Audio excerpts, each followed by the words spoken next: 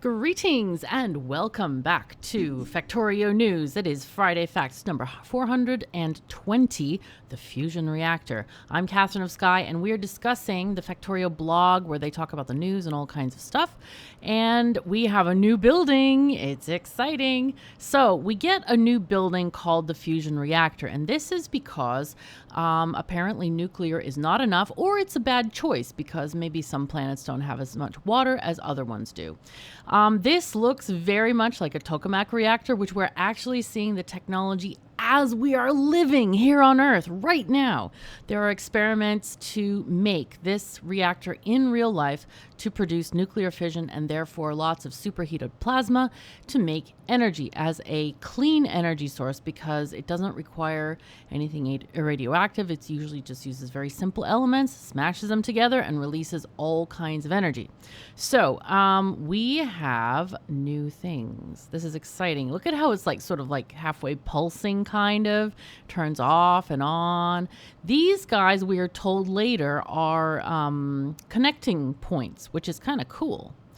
So let's see. It says you get the base reactor has a 100 megawatt bonus and 100 megawatts standard, but you can add more to the sides to get a bonus, as we're going to see in a second.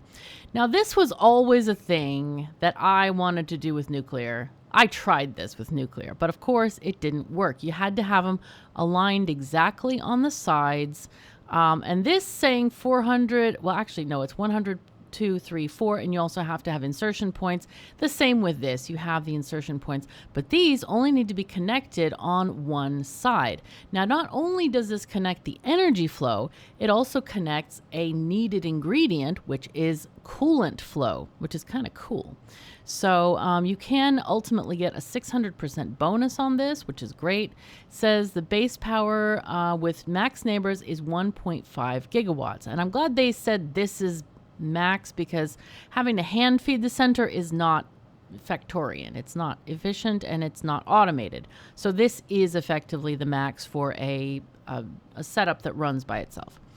So let's see. The neighbor connections line up with a pass-through for coolant and a pass-through connection for plasma. So the pass-through connections are one of the things that make bigger builds possible by not having to keep the sides open for pipes. Okay, so we can see we have plasma and we have piping things. And I wonder, is it only on the sides or is it both for both? Or is this one rotated? It looks like it's sort of No, it doesn't look like it's rotated. It looks exactly the same. So maybe they pass through both on all the sides, as in this should be pink and droppy. I don't know, because this one is pink and this one is exactly the same thing, rotation. I don't know. It's interesting. Hopefully they do all through all. Let's see. This one, I think they probably should do all through all. They do seem to have similar pipe looking structures, so I'm guessing it's all. We'll find out, I'm quite sure. Anyway, yeah, but note that this is the generator. This is like the central part of the nuclear reactor. We still need the buildings to actually make the energy, kind of like the steam turbines, but we're going to see that in a second. So what's cool here is they're showing us the connection thingy-majingies. So notice these are separated by a space. These are fun. Whoever designed these pictures is awesome, man. This is so cool. But then you see as they mush together, they have these pipes that like not permanently, but they sort of make a harder connection with each other. It's visually more beautiful than something like the nuclear, like little sticks that, you know, the heat pipes that join each other. They're like, I've never been a fan of that particular graphic for the heat pipes. They're like, okay. It kind of looks like an old style electrical cord where they have the two wires encased in the plastic and the plastic is like, you know, fused together. You don't see those that often, but it's like that except in coppery color. So it kind of looked sort of cheap to me. This looks a lot better. Anyway, so let's see. So now we have making plasma. All right, so this is clearly our fuel. Fusion starts with a power cell, which goes into a fusion reactor along with some coolant. I don't know if it tells us what the fusion cells are made out of. I hope it does soon. The power cell and coolant are consumed at a fixed rate. So notice the coolant is coming in the pipes here, which I find this weird. I just noticed this. This is green, clearly sort of teal, blue, green, but yet, oh no, these are, okay, I was confusing. I thought, coolant is purple, but no, I was thinking of these things. Okay, it's kind of a teal, blue, green. Got it. All right, never mind. My bad. A fixed amount of plasma is created, and the plasma temperatures increase with reactor efficiency. Okay. The reactor consumes some electricity to maintain the reaction. That, I think, is a tiny bit scary because that presents a possibility of a death spiral. But I don't know if the buildings have like a priority, as in if you have stuff set up, you feed these reactors first to keep the electricity going, or does that mean you have to have a coal-powered steam plant to make sure that the electricity doesn't get shut off, or solar panels to make sure to be able to prioritize the startup of these things? I hope that we have like these things would have a natural priority to get that electricity from the grid, because otherwise you have issues. Anyway, the plasma temperature is not something you need to pay attention to as a player. The more important value is the power that the plasma carries. So megawatts are more important than degrees Celsius, but just in case you're interested, the base reactor plasma carries 100 megawatts and is 1 million degrees centigrade. Wow. 100% neighbor bonus is 200 megawatts and 2 million. 200% or plus 200% neighbor bonus is 300 megawatts and 3 million, and so on. I'm really glad that they give us very easy numbers, you know, metric system numbers, hundreds, so that we can easily calculate, because man, nuclear was such a pain to calculate, and the amount of how many heat turbines you needed and how many boilers and how many percentage bonus. It was horrible. It was horrible. So, all right, so the superheated plasma cannot go into pipes. It needs to either flow through another fusion reactor or flow directly into the thing that makes the electricity. Okay, so don't try to pipe this halfway across the map. Here's the thing that makes the electricity, okay? These are the generators. Okay, so they make electricity from the plasma and returns an equal amount of warm coolant. Oh, that sounds like another recycling thing we need to do. Has a maximum power output of 50 megawatts. Okay, so it looks like you need at least 2 of these, because remember, these guys generate 100 megawatts of stuff, and then these are 50 each, so you need 2 per reactor. So for a lone fission reactor with no bonuses, 1 fusion generator will consume half of the plasma. Okay, so we just said that. All right, if the plasma is hotter, then the efficiency makes 100 megawatts of plasma, so it needs 2 generators to fully use all the plasma. So at 200% efficiency, it needs 8 generators. At 300%, you need 18 generators. Yo! Of course, you don't necessarily need to have 18 generators if you have 3 reactors at 200% each. If you have fewer, then the system is still as efficient but has less max output and will buffer some plasma. So you have a little bit of like leeway there. Alternatively, you could have more generators than the reactors can supply at max load, so that when electricity demand is low, the plasma is buffered, but you have more electricity production if there's a sudden peak in draw. However many generators you choose to use, how do you connect so many to just 3 reactors if plasma can't go in pipes? Well, generators have plenty of plasma pass-through connections. Now, this is not a thing that we're really familiar with in vanilla. However, it's really common when you play like Bob's Mods or others, where you have pass-through connections where fluids can go through buildings and go to the next one. Our nearest one is like a boiler, where you can have several boilers chained together. The water can pass through each one without needing a separate pipe connection to each of them. And then steam engines are also a pass-through connection. So this is in the same zone. It's in the electricity generating. So that pass-through should be pretty good, understandable is what I meant to say. So now they're going to show us how to connect more generators. Look at this massive reactor plant. Wow. Oh my God, this is great. Oh boy. Okay, so there are quite a few plasma connections ports to choose from. So there are a lot of layout options for how to arrange your fusion system. This is something I'm going to go into with my own practice games quite extensively, so I can find a really nice repeatable design perhaps, or something that's at least good in a chunk. This seems to be a very, very big, nice chunk here, and it doesn't seem like there's a limit on how many you have. So let's see, there is... Looks like warmed coolant may have a red outline around the little thingy. But where does the coolant, the cold coolant, come in? Maybe it comes in through the pink things? The plasma thingies? Because I don't see an in arrow for regular coolant here. So I'm guessing, so what I'm going to assume here, maybe it's wrong. But so we have coolant pass through, and then we have plasma pass through. But this doesn't show us how the coolant gets into these generators. And the generators are what makes the coolant warm, right? That's what they're telling us here in this paragraph. So I'm guessing the regular coolant will pass through these plasma channels, unless the graphics, somebody just forgot to add it. That's possible too. I don't know. But we'll assume that the coolant will come in these side channels. And if we look at this,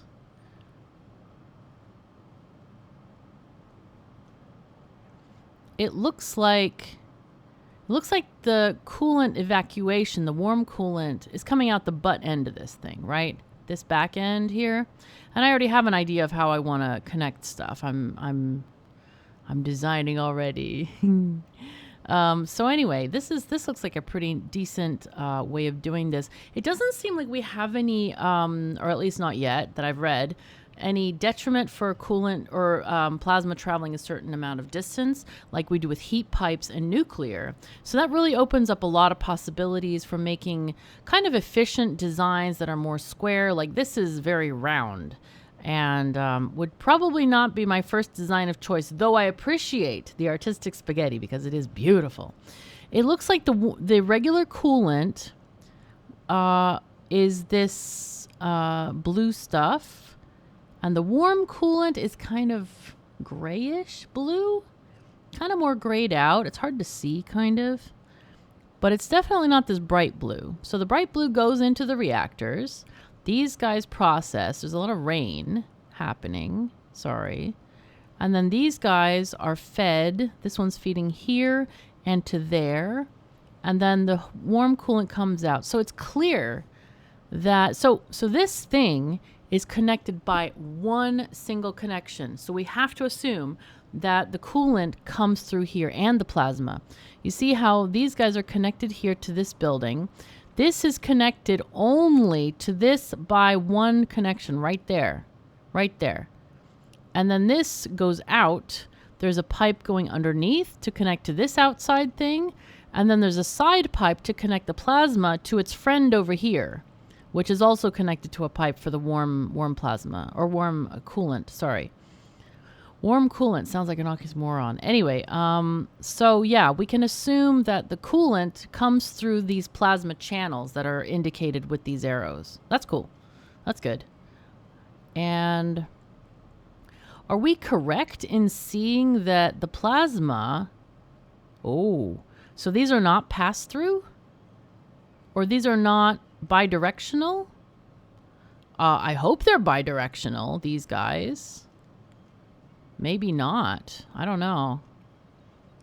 We don't see any of them connected side to side plasma-wise. So it may be necessary to have like one of them doing this silly dance. Okay, that definitely is changing my plans here.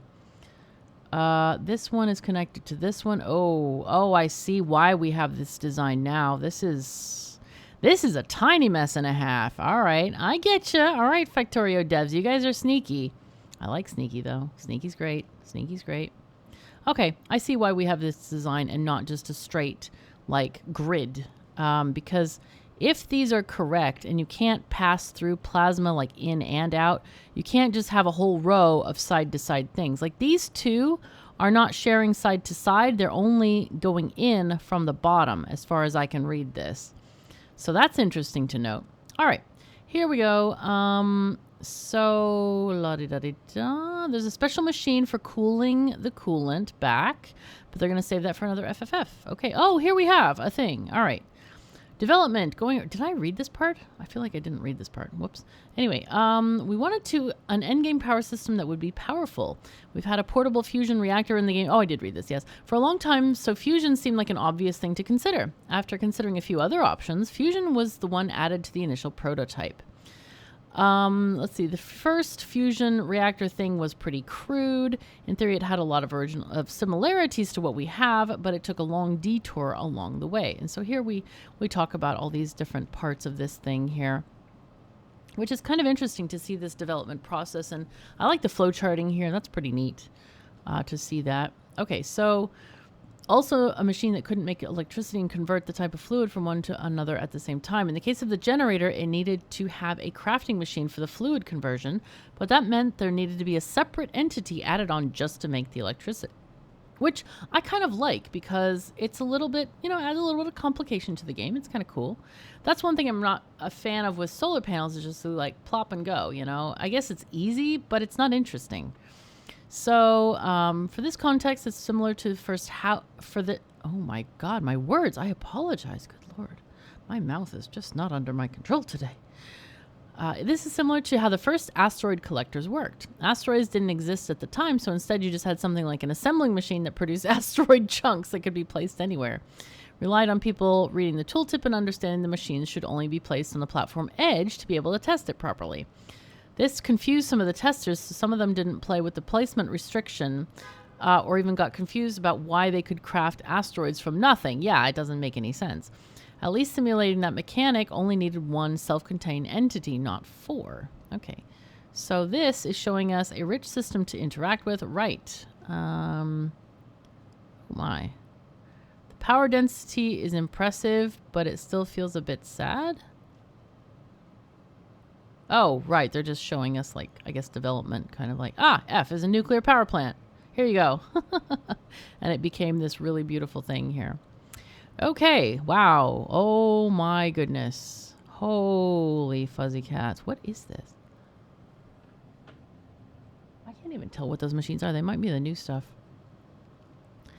So let's see. They started with the idea of making fusion more like a modular building, a set of structures that connect together directly so you can't use pipes. That's an interesting idea. That's how I built my first oil plants. Like when I was really young Factorian back in the day, I connected my sulfuric acid machine directly to the refinery. I didn't understand the concept of underground pipes or other pipes at all. Well, I mean, I think I used regular pipes, but I didn't understand undergroundies. And I was really frustrated at how fluids, tried to share pipes together. And back then it was really easy to connect them, and they would start, getting, they would get contaminated, and there was no fluid void. So you had to clear out all the pipes anytime it got contaminated. It was terrible. Anyway, so we have early line art. Wow, that's cool looking. Oh my, that's awesome. And then, okay, so then we have a little bit more about the history. I'll let you read that over there.